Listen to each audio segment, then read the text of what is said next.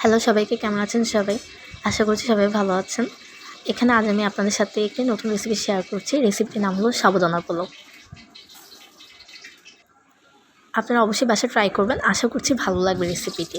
এখানে আমি গরম তেলে এলাচ আর লবঙ্গ দিয়ে দিলাম। আগে থেকে 50% সিদ্ধ করে রাখা সবজিগুলোকে এখানে দিয়ে দিব।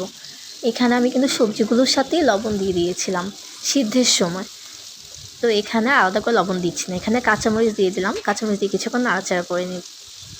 আপনারা এই রেসিপিটি যারা ডায়েটে আছেন তারা অবশ্যই সকালে ব্রেকফাস্ট হিসাবে নিতে পারেন। দারুণ একটি খাবার, অনেকক্ষণ পেট ভরা রাখে। আপনারা যারা এখন আমার চ্যানেলটি সাবস্ক্রাইব করেননি, আপনাদের ভালো লাগলে অবশ্যই আমার চ্যানেলটিকে সাবস্ক্রাইব করবেন। এখানে আমি আগে থেকে ভেজে রাখা বাদামগুলোকে দিয়ে দিয়েছি, দিয়ে কিছুক্ষণ নাড়াচাড়া করে নেব। ও আচ্ছা, ভালো কথা, এখানে কিন্তু আমি ভাজার পরে তেজপাতা দিয়েছি। ভাজার সময় তেজপাতা দিলে অনেক সময় তেজপাতাটি পুড়ে যায়। এখানে আমি আগে থেকে 2 ঘন্টা ভিজিয়ে রাখা সাবুদানাগুলোকে ওই সবজি মিশ্রণের সাথে দিয়ে দিলাম। এখানে আমি সাবুদানার সাথে কিশমিশও ভিজিয়ে রেখেছিলাম, তো একসাথেই দুটো দিয়ে দিয়েছি। তো এখানে ভালো করে ভাজা করে নেব। পোলাওটি খুবই ঝরঝরে হবে, খেতে খুবই ভালো লাগবে। ধন্যবাদ সবাইকে।